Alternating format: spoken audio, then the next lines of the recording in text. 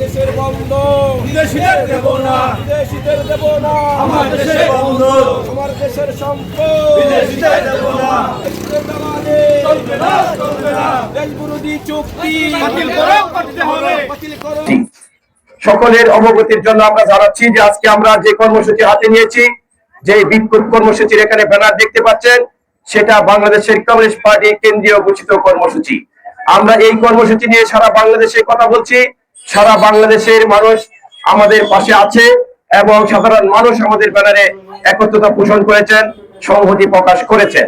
আপনারা ব্যানারে দেখতে পাচ্ছেন যে আমেরিকার সাথে দেশ বিরোধী যে চুক্তি করেছিল, গত 2 বছর যে দায়িত্ব পালন করেছিল অন্তর্বর্তী সরকার, ইউনূস সরকার, তারা আমেরিকার সাথে এরকম কিছু চুক্তি করেছিল যে এই চুক্তির মাধ্যমে আমাদের এই দেশ বিক্রয়ের যে চক্রান্ত, যে ষড়যন্ত্র, সেটা আজ প্রকাশিত হয়েছে।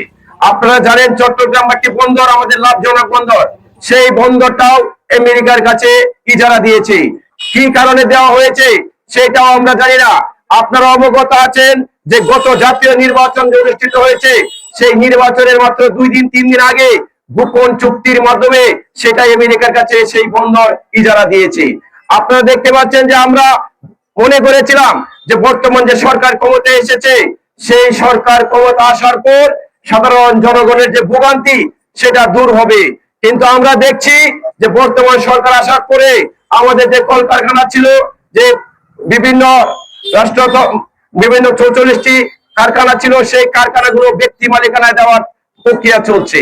আমরা মনে করেছিলাম যে যত কলকারখানা গত 2 বছরে বন্ধ হয়েছে, মব সন্ত্রাস হয়েছে, অগ্নিসংযোগ হয়েছে, সেই কলকারখানাগুলোকে চালু করা হবে এবং সাধারণ যে শ্রমিক তারা যেন সেখানে কাজ করে তাদের পরিবার নিয়ে চলতে পারে, সেটা আমরা বর্তমান সরকারের কাছে আশা করেছিলাম, কিন্তু আমাদের শেষ আশা বাস্তবায়ন হয়নি। বিদ্যুতের দাম বৃদ্ধি করে দিয়েছেন, পেট্রোলের দাম বৃদ্ধি করে দিয়েছেন, গ্যাসের দাম বৃদ্ধি করে দিয়েছেন, তারপরেও কেন সংকট, কেন সেটা আমরা পাবো না? আমরা চাই গ্যাসের দাম বৃদ্ধি যাতে না হোক এবং গ্যাস যেন আমরা পাই। বিদ্যুতের দাম বৃদ্ধি হয়েছে, সেই দাম বৃদ্ধি কমিয়ে যেন আমরা নিরলসভাবে বিদ্যুৎ পাই, নিরবিচ্ছিন্ন বিদ্যুৎ যেন আমরা পাই। এই রাষ্ট্র যেমন আপনার, তেমন আমার, তেমন সাধারণ জনগণের চিন্তা না করে বিদেশিদের কাছে এই দেশ বিক্রয়, বন্দর বিক্রয়, লিজ দেওয়া, ইজারা দেওয়া বন্ধ করুন। না হয় সাধারণ জনগণকে পাশে দিয়ে আমরা আরো দুর্বার আন্দোলনে যাব।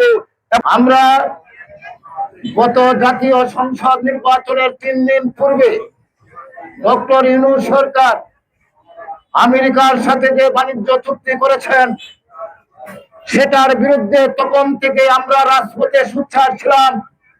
শুধু কমিউনিস্ট পার্টি নয়, এই দেশের প্রতিটি প্রগতিশীল সংগঠন, দেশপ্রেমিক মানুষ প্রত্যেকের অবস্থান থেকে তার বিরোধিতা করে আসছে।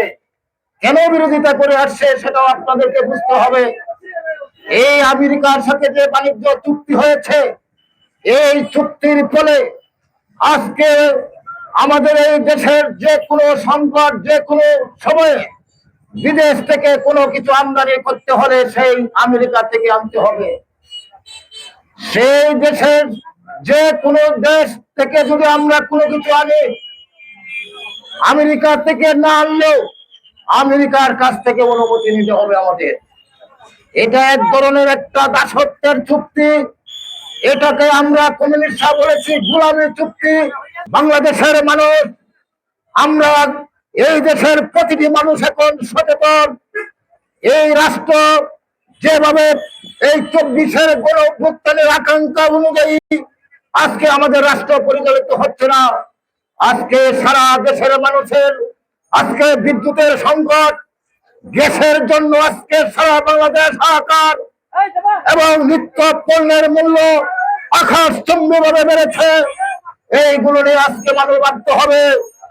আপনারা সেই মার্কিন সাম্রাজ্যবাদ, যার ফলে আজকে গোটা পৃথিবী অস্থির, সেই মার্কিন সাম্রাজ্যবাদ 1971 সালে সেই পাকিস্তানের পক্ষে অবস্থান গ্রহণ করে আমাদের এই দেশের মানুষের উপর, এই দেশের গণহত্যায় তারা সমর্থন দিয়েছিল, এই দেশের মুক্তিযুদ্ধে তারা বিরোধিতা করেছিল।